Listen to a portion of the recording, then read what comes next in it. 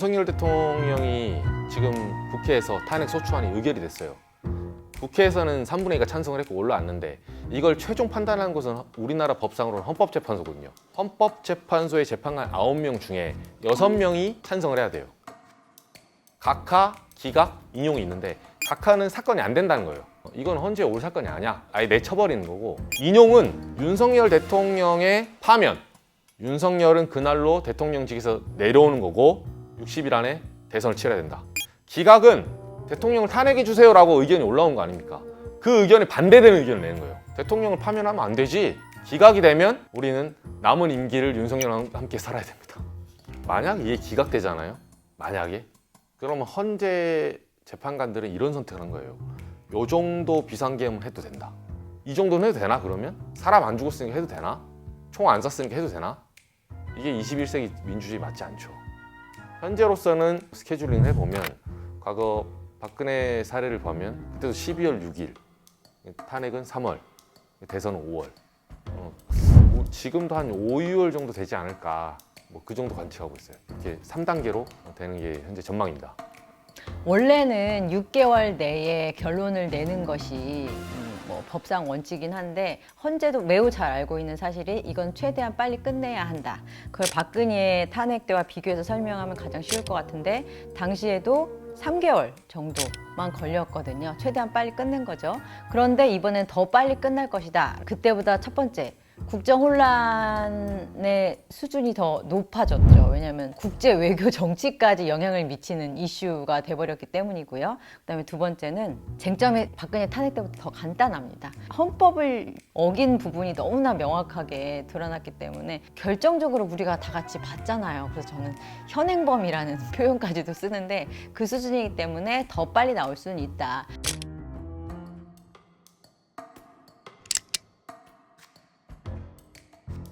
윤석열 같은 경우는 본인이 직접 나오겠다는 거잖아요.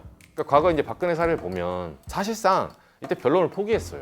내가 그래도 국정농단에 개입했던 부분이 100이 있다면 내가 100을 다 잘못한 건 아니지 않냐. 법리적으로 좀 싸우면서 후퇴라면 싸웠거든요. 근데 윤석열 쪽은 전진이에요, 전진. 난 잘못한 게 없다. 아예 이렇게 입장이 나오기 때문에 좀 황당하긴 하죠. 황당하긴 한데 저도 취재기자로서 굉장히 흥미롭게 지켜보고 있어요. 정말 무슨 말 하는지 한번 보고 싶다. 그래서 생중계까지 해달라고 했는데 이제 헌재가 생중계는 안 된다. 불허를 했죠. 위험하다고 본 거예요, 이게. 지금 15% 정도? 그 콘크리트 지지층. 우리 윤석열의 앞길을 막은 게 바로 야당 아니었냐. 선관위 아니었냐. 왜곡된 믿음의 영역을 사람들을 15%를 끌고 가려는, 그래서 정치적 내전을 장기화시키려는 이런 윤석열 측의 의도를 간파한 것 같아요. 그러면 헌재가 정상적인 심리가 아닌 정치의 성토장이 되거든요. 그래서 생중계를 지금 불허하지 않았나. 비공개한다고 하는데 나중에 녹화본을 틀어줄 가능성도 있다고 하고, 탄핵 때나 뭐 이럴 때 그런 중요한 정치 이벤트가 있을 때를 취재를 해보면 그 취재 열기가 정말 장난이 아니에요. 그래서 아마 숨소리 하나, 손짓 하나하나까지 다 생생하게 전달될 수는 있을 것 같아요. 근데 자기가 변론을 정말 할까요? 저는 여전히 그 부분이 의문이거든요. 다 옆에서 말릴 텐데.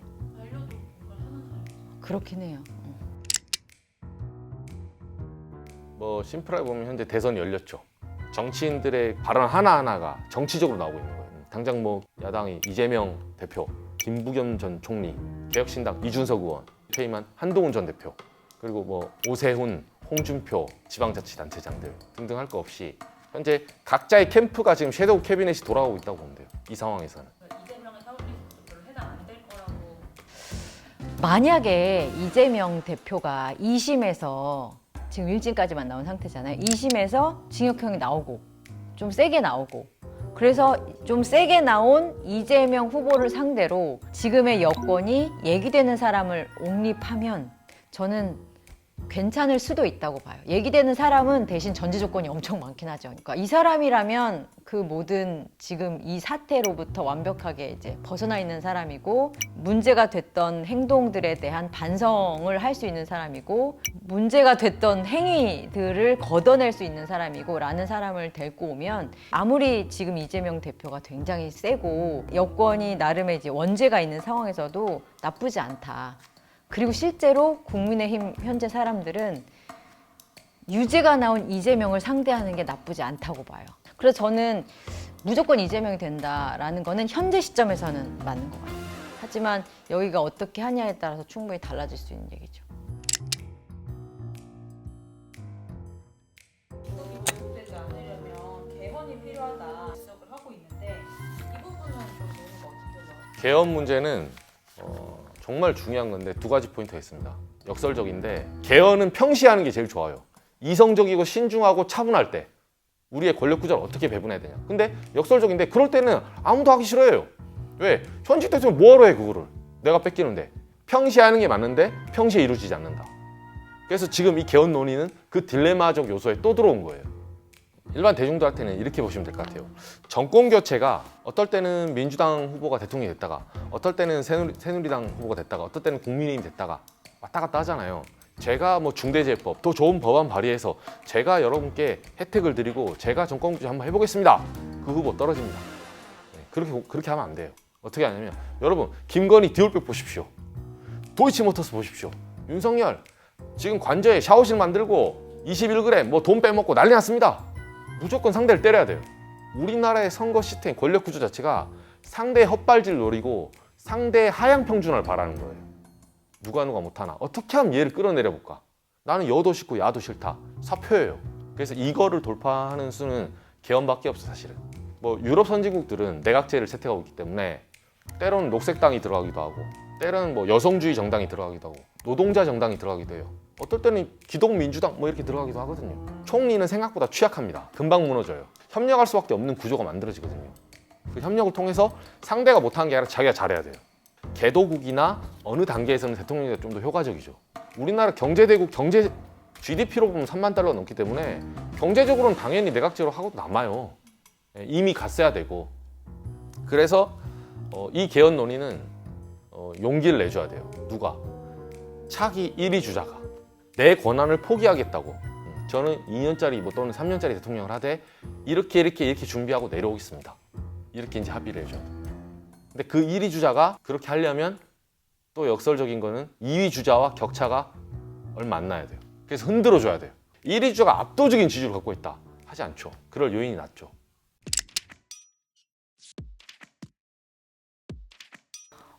저는 대선 전국과 함께 수사가 나오는 내용이 아주 난리가 날 것 같아서 그게 너무 좀 암담한데요. 그러니까 실제로 그 12월 3일 날 어떤 일이 벌어졌는가, 그 명령 체계와 관여된 자가 누구인가, 그리고 구체적 내용이 얼마나 섬뜩해요. 지금 솔직히 너무나 다행히 사람들이 아무도 안 다쳐서 다행이지만 좀 제가 편한 말로 하자면 탱크장, 기갑여단장이라고 하는 사람도 그 회의에 동원이 됐다는 거예요. 그럼 탱크를 쓰겠다는 말이야? 그러니까 계획을 짰단 말이잖아요. 그러니까 그런 식의 소소한 정보들이 이제 수사 결과에서 드러날 거예요. 그리고 그게 아마 쏟아질 거예요. 그게 한 축이 있고, 그 다음에 윤석열 대통령이 그동안 국정을 수행하면서 해왔던 잘못들 에 대한 결과들도 막 쏟아져 나올 거예요. 기자들도 사실 소문으로만 듣고 있었던 거. 누가 있는데 그 사람이 엄청 중간에서 기업들 장난치고 그런다더라. 뭐 자기 거 입속을 채웠는데 이런 소문은 들었지만 확인할 수 없었던 얘기들. 이 수사 결과에서 쫘르륵 나올 거거든요. 이를테면 대표적인 게 이제 최근에 그 건진법사. 건진법사는 우리 사이에서는 아무튼 돈을 굉장히 많이 번다고 알고 있었고 실제로 대통령실에서 한번 주의를 준 사람이었어요. 우리 적당히 팔아 이러면서. 일종의 우리끼리 또 마법사 길드라고 불리는 사람들 있잖아요. 뭐 천공, 그다음에 건진법사, 명태균, 미르풀 이렇게 이 마법사들이 국정에 어떻게 관여했는지가 지금 나올 수밖에 없는 환경이 됐잖아요. 아마도 이제 뉴스를 소비하시는 분들 입장에서는 뉴스가 너무 많이 쏟아지니까 정신이 하나도 없을 것 같거든요. 근데 체크 포인트는 이거다. 선출되지 않은 권력이 대통령 같은 우리가 선출한 권력에 어떤 방식으로 얼마나 나쁘게 영향을 미칠 수가 있는지를 확인하셔라. 이런 거에 좀 집중을 많이 하셨으면 좋고, 다친 사람이 없고 2시간 만에 끝났다고 해서 가볍게 볼 일이 아니다.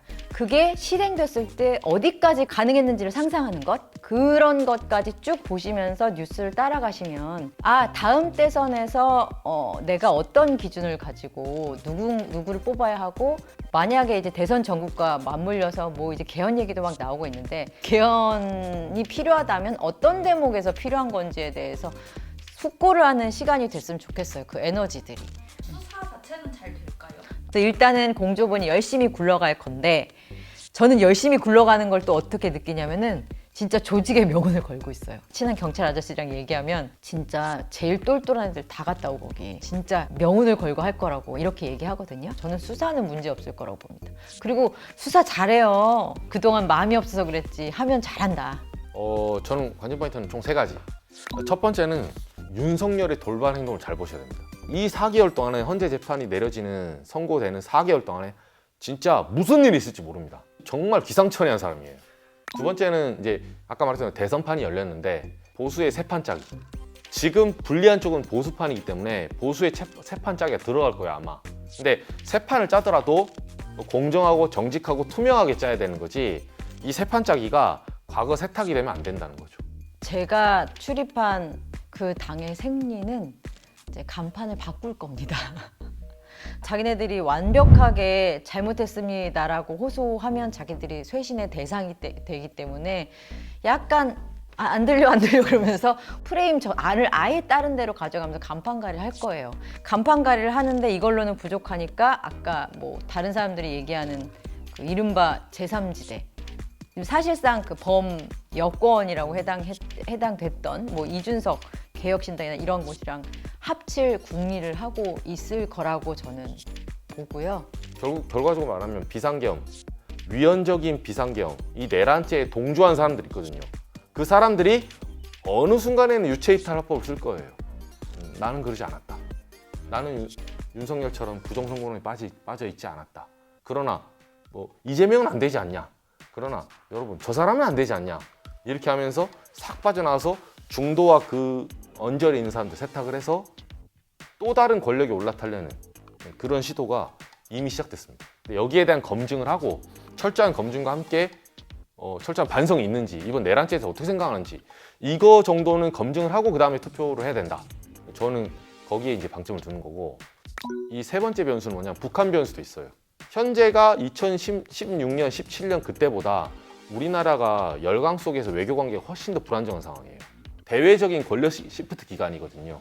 미국 트럼프 체제도 1월 20일 그때 이제 취임하거든요. 그리고 사실은 뭐 체포조니 뭐니 해가지고 대남 공작 우리가 자작극 벌였잖아요. 현재 국방부 뭐 이런 쪽에서 나온 거 계엄 쪽 보면 소요 사태가 있는 것처럼 남한에서 자작극을 벌인 다음에 그걸 명분으로 계엄을 하려고 했다. 이게 요지거든요. 그러다 보니까 이 마당에 북한이 같이 부안해동했으면 큰일 날 뻔했습니다. 근데 이번에 드러났죠. 북한은 굉장히 생각보다 안정적인 체제를 원한 거예요. 북한이 취한 태도가 이 판에는 끼지 않겠다는 거예요. 어쨌든 자기들의 생존을 위해서. 근데 다음 판에는 끼어들 수도 있거든요. 그게 어떻게 되든 간에. 그리고 트럼프는 보면 두 수장끼리 야 테이블 앉아봐. 그래서 시원하게 한번 허심탄회하게 하자. 이미 그 판은 먼저 열렸고 트럼프 취임 동시에 이제 4대 강국 그리고 북한까지 정상회담이 계속 이어질 거거든요. 그러면서 우리 쪽은 수장이 정해지지 않았기 때문에 경기 도중에 들어가야 되는 우리가 대외적으로 어떤 스탠스를 취해야 되고 그리고 그게 우리 대선에 어떤 지도를 뽑아서 어떻게 외교 관리를 해야 될지 이 부분이 이제 세 번째 이제 변수가 될 수 있어요.